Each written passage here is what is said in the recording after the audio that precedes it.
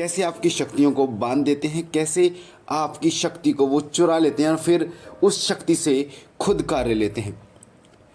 अधिकतर वो लोग जो पूजा पाठ काफ़ी दिनों से कर रहे हैं और जिन पर ईश्वरीय कृपा हो जाती है, किसी माता की या बाबा की, उनके ऊपर सवारी आनी शुरू हो जाती है, तो वो क्या करते हैं, वो लोग चौकी लगाना शुरू कर देते हैं, वो लोगों के संकटों को दूर करना शुरू कर देते हैं। आपको बता दूं कि जो भी देवी देवता किसी व्यक्ति के पास आते हैं या उनकी कोई सवारी आती है, तो वो उन्हीं के हाथ में होता है, उस सेवक के हाथ में होता है कि कैसे उसकी शक्ति को इस्तेमाल करना है। यानी कि वो जो शक्ति होती है एक चाकू की तरह होती है। आप चाहो तो उससे सब्जी काटो, आप चाहो तो किसी का गला, यानी किसी का भला भी आप कर सकते हो और बुरा भी कर सकते हो। तो होता क्या है कि जब किसी के पास शक्ति आती है, सवारी आ जाती है उसकी सेवा से प्रसन्न होकर,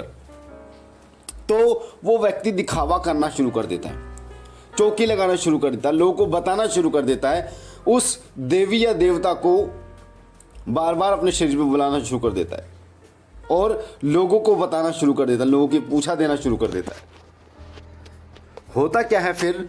जब वो इस तरीके की परेशानियों को दूर करना शुरू करता है और जब वो भूत प्रेत जिन मशान को हटाना शुरू करता है, तो परेशानी क्या आती है कि उसके ऊपर से तो वो हट जाती है। चाहे वो उसने नींबू का उतारा करा है, चाहे कोई उतारा करा, कुछ भी करा हो, हाथ रखा हो, पर फिर उस भगत के ऊपर वो शक्ति हावी हो जाती है। रात को फिर वो उसे परेशान करना शुरू कर देती है, शारीरिक इतनी पीड़ा देनी शुरू करती है, क्योंकि उसको पता नहीं होता कि किसी शक्ति को उठाकर किस देवी या देवता के नीचे रखा जाता है। इस चीज़ का विशेष रूप से आप ध्यान रखिए कि जब भी कोई भूत प्रेत या नकारात्मक शक्ति को हटाया जाता है किसी व्यक्ति के शरीर के ऊपर से, तो उसको किसी देवी या देवता जो कि उससे ज़्यादा शक्तिशाली है उसके नीचे रखा जाता है, उसकी कैद में रखा जाता है। जैसे कई बार आपने चौराहे पर देखे होंगे उतारे होते हैं, तो किसी शक्ति को उतार कर चौराहे वाली माता के हवाले कर दिया जाता है उसका भोग प्रसाद देके, क्योंकि वो उनकी कैद में रहता है फिर। या कई बार शमशान में देखा होगा कुछ सामग्री पड़ी होती है, मिट्टी का कोई बर्तन होता है, श्रृंगार होता है, शराब होती है, मिठाइयाँ होती हैं, कलेजी होती है, अंडा होता है, इस तरीके के वो मरगट काली, मरगट भैरव, मरगट कागवानी, ये जो मरगट की शक्तियाँ होती हैं उनके हवाले वो कर दी जाती है। तो किसी शक्ति को हटाकर किसी उससे भी ज़्यादा शक्तिशाली शक्ति के नीचे रखा जाता है, जिससे वो शक्ति दोबारा नहीं आती। पर जिनके पास गुरु नहीं है, जिनको पता नहीं है, जिसके पास गुरु मंत्र नहीं है, जिसको पता नहीं है कि शक्तियों को कैसे चलाया जाता है, शक्तियों से कैसे काम लिया जाता है, शक्तियों को कैसे प्रसन्न किया जाता है, उसके साथ यही होता है कि वो शक्ति हटा तो देता पर उसे ये पता नहीं होता कि उसको रखना कहाँ है। एक तो पीड़ित व्यक्ति से आपने वो हटाई, तो जब आपने वो हटाई तो वो आपके पास है, और आपने जब वो कहीं रखी नहीं है फिर वो आपके ऊपर हावी हो जाती है। जो पीड़ा वो उस व्यक्ति को दे रही थी उससे कई गुना ज़्यादा वो पीड़ा उसको वनी भगत को देना शुरू कर देती है, जिसके कारण क्या होता है, जिसके कारण आप जगह जगह फिर भक्तों के पास भटकते हैं, चौकियों पर भटकते हैं।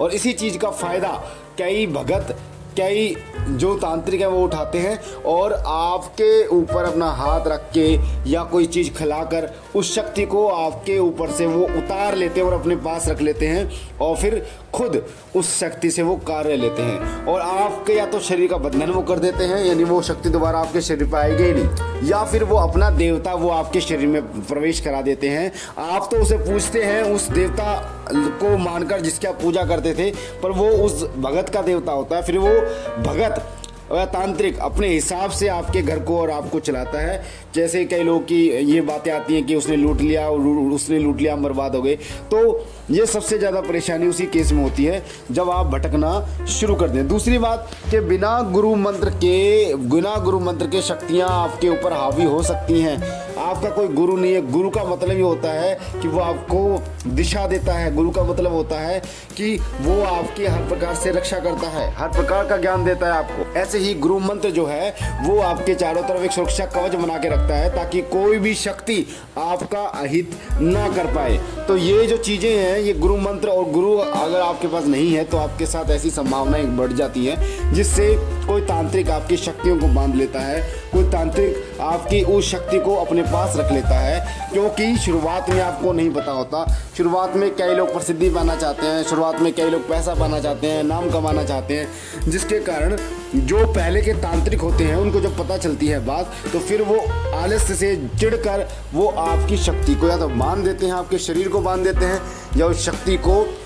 आप तक पहुंचने नहीं देते, आपके घर को बांध देते हैं, या फिर वो आपको शक्ति को आपके सिर से आपके ऊपर से उतार कर वो अपने पास रख लेते हैं और दूसरा देवता आपको बैठा देते हैं। तो ऐसा होता है, तो इन चीज़ों से सावधान आप हो जाना। अगर कोई शक्ति आती है तो चुपचाप रहिए, किसी को बताइए मत, और एक अच्छा गुरु उसका चयन कीजिए, उनको बताइए, उन गुरु को बताइए,